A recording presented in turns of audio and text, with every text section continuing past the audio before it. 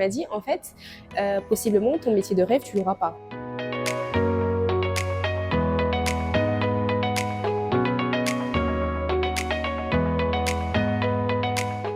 Je me suis intéressée au mentorat justement à la fin de mon parcours d'ingénieur. J'ai commencé à me poser plusieurs questions, notamment sur l'orientation professionnelle que je souhaitais avoir, ma carrière.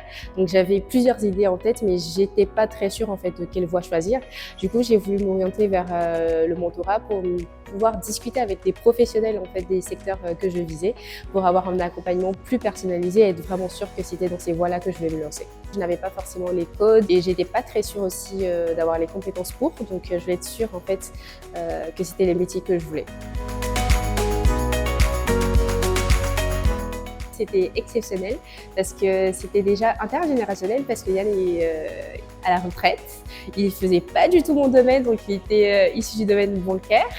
Mais les échanges étaient tellement intéressants et surtout qu'il m'a permis en fait de déculpabiliser et de centrer ma recherche. Mon mentor m'a fait comprendre en fait que dans le monde professionnel, pour éviter les frustrations, il faut s'attendre à ne pas avoir son top 1 dans tout, c'est-à-dire ne pas avoir son métier de rêve, ne pas être dans l'entreprise de ses rêves, ne pas être dans l'industrie de ses rêves, mais c'est en hiérarchisant ses besoins, c'est-à-dire avoir un top 3 dans chacun de ces domaines-là qui permettra in fine, en recoupant, d'avoir quelque chose où on est finalement épanoui.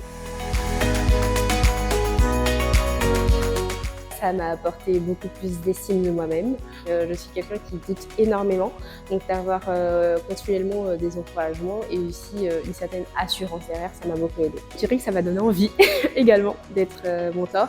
Je me dis qu'on a tous quelque chose à partager et que en fait c'est une chaîne. On apprend, on réapprend et à notre tour en fait on partage.